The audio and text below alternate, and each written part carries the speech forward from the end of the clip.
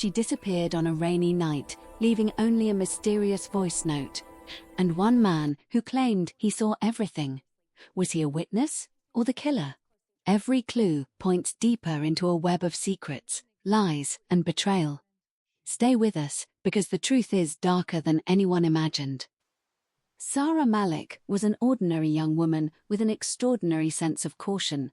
She had just finished another long week at the marketing firm where she worked, typing late into the night to meet a critical deadline. It was a rainy Friday, the streets slick with water, and the city lights reflected in puddles like a fractured mirror. Around 10:45 p.m., she packed her laptop into her bag, waved goodbye to her few lingering colleagues, and headed toward the parking lot. She was tired, yes, but also relieved that the weekend was finally within reach. Minutes before she left, Sara sent a short voice note to her sister, assuring her she would be home soon. Her sister replied with a cheerful, "Drive safe," and went to bed, never imagining that this would be the last conversation they would ever have in person.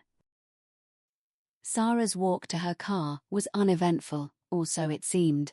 Security cameras from the office building captured her glancing around nervously, pulling her coat tighter as raindrops soaked her hair.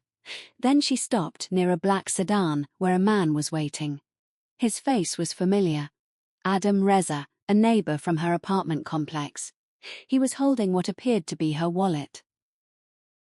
"Here, you dropped this," he said, handing it to her. She smiled faintly and thanked him, slipping the wallet into her bag. They spoke briefly, exchanged polite words, and then Sara moved toward her car. Adam lingered in the shadows, and the camera footage ended soon after. 10 minutes later, her phone went dead. By morning, Sara's car remained in the lot, unlocked, with her purse inside. There were no signs of a struggle, no fingerprints except her own. The police were called, and Adam became the key witness, the last person anyone confirmed had seen her alive. At first, Adam seemed helpful and genuinely concerned. He answered every question, recalled every detail, and even offered to assist in searches. But the investigators noticed something strange. Adam's memory of the night was almost too perfect. He remembered the exact words exchanged, the precise time she had walked past the entrance, even the pattern of raindrops on her coat. Most people under stress forget the smallest details, but Adam did not. Friends and family began to voice their unease. Sara had often mentioned feeling uneasy about someone watching her at home. Her sister remembered one chilling comment from a week prior. "If anything ever happens to me, look close to home." It was a line that now carried an entirely new meaning. As the rain continued to pour that night, one question loomed larger than all others. Had Sara simply disappeared, or had someone planned it all along? Adam Reza quickly became the focus of the investigation. From the very first interview, he presented himself as cooperative and calm, providing a detailed timeline of the night Sara vanished. He remembered every word of their brief conversation in the parking lot, the exact angle of the streetlights, and even the way raindrops shimmered on her coat. At first, investigators took his account at face value, believing him to be a helpful neighbor who had merely been in the wrong place at the wrong time. But the more Adam spoke, the more questions arose. Most people under stress, especially someone involved in a potential disappearance, forget the tiniest details. Yet Adam recalled everything perfectly, correcting himself on minor points as if he were rehearsing a story for an audience. When police asked about the calls between him and Sara earlier that week, he insisted they had been casual and infrequent. Still, digital records told a different story. 2 phone calls and several missed messages from Adam that he hadn't mentioned. Investigators began digging into Sara's life in the days before she vanished. Friends described a subtle change in her behavior. She was more guarded, more nervous, and most importantly, she had confided a chilling warning to a coworker. "If something happens to me, look close to home." That sentence now echoed in the minds of those trying to piece together her disappearance. Adam was no longer just a witness. He was someone who had been present in her life during a time of growing unease, someone whose proximity to her last moments could not be ignored. Adam's alibi seemed airtight on the surface. He had been at home, according to a neighbor who claimed to see him through a window. But inconsistencies began to appear. Surveillance footage from a nearby convenience store contradicted parts of his story. He had been seen driving in a direction he hadn't mentioned around the time Sara's phone last pinged the network. Even more troubling were Adam's subtle reactions during questioning. A slip of the tongue here, a brief hesitation there, small details that hinted he might be hiding something. Yet when pressed, he maintained a calm exterior, claiming any confusion was simply stress. With each passing day, the line between witness and suspect blurred. The investigation was no longer just about finding Sara. It was about uncovering the truth behind Adam's story. Was he an innocent neighbor, or was he hiding a deeper involvement in Sara's disappearance? The tension escalated, leaving investigators, and viewers alike, with a haunting question. Could the person who appeared to help the most actually be the one orchestrating it all? As investigators dug deeper into Sara's life, a secret began to surface, one that would change the course of the case. Years ago, she had briefly dated Adam Reza. No one at her office or among her friends knew about it. It had ended badly, with angry messages exchanged and unresolved tension lingering in the background. On the surface, Adam had moved on, but the messages recovered from Sara's cloud backup painted a different story. Weeks before her disappearance, Adam had reached out, asking to talk one last time. Sara's replies were polite but distant, hinting she wanted closure without rekindling anything.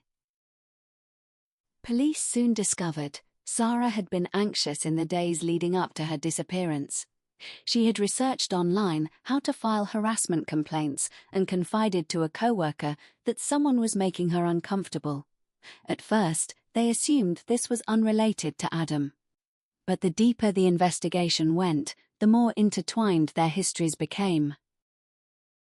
The night she vanished, Sara had planned to meet Adam, briefly, she claimed, to settle the past and ensure there would be no further issues. Adam confirmed they had talked in the parking lot, insisting the conversation was calm and civil. Yet, a nearby traffic camera told a different story. Minutes after Sara's phone went dead, a car matching Adam's was seen driving away in the opposite direction of his stated route. When confronted, Adam claimed he had simply taken a detour. Investigators were left wondering, was he lying, or was he hiding something even more sinister? Meanwhile, friends of Sara began recalling subtle signs of fear in her behavior. She had cancelled plans, avoided certain streets, and seemed distracted during conversations. Something, or someone, was clearly troubling her. And now, it appeared that this person was not just an outsider. Further analysis revealed more connections. Adam had attended several events. Sara had also been at, sometimes without her knowledge. He had commented on her social media in ways that seemed harmless, but under scrutiny, hinted at an unusual familiarity with her routines. Every detail painted a picture of a man who had been watching, not maliciously, he claimed, but closely enough to know her every move. By the end of this chapter, it became clear. Adam's role in Sara's life was far more complex than anyone had imagined. He was neither entirely innocent nor clearly guilty. He was a man caught between past feelings, proximity to the crime, and the secrets Sara had kept. The question loomed larger than ever. Was Adam simply a witness to a tragedy, or was he a participant in something far darker? Weeks passed with no trace of Sara Malik. The city began to whisper, rumors circulating about her sudden disappearance. Then, just when hope seemed to fade, a hiker stumbled upon something unusual near an abandoned construction site on the outskirts of town. Sara's smartphone, partially buried under mud and debris. At first glance, it appeared empty, wiped clean. But forensic experts discovered a corrupted video file that had somehow survived the erasure. What they recovered sent chills through the investigators. The video was shaky and brief, capturing Sara's voice, trembling with fear, whispering, "Adam, please stop." The footage ended abruptly, leaving only questions. Adam, already the key witness, was suddenly thrust into the spotlight as a person of interest. Police brought him in for questioning, demanding answers he had so far avoided. During hours of interrogation, Adam's composure cracked. He admitted to meeting Sara that night, but insisted he had not harmed her. Instead, he claimed that after their encounter, he had driven past the area and noticed something unusual near the construction site. He said he had panicked, unsure what to do, and left. His confession was partial, vague, but enough to cast suspicion. The breakthrough came with DNA testing. Samples collected from the site were compared against Adam's and Sara's. To everyone's surprise, the DNA did not match Adam at all. Instead, it matched someone entirely unexpected. Sara's supervisor, a man under federal investigation for embezzlement and fraud. Suddenly, the narrative shifted. Adam was no longer the prime suspect in the murder. He might have been a witness, an accomplice, or simply an unlucky neighbor caught in a terrifying coincidence.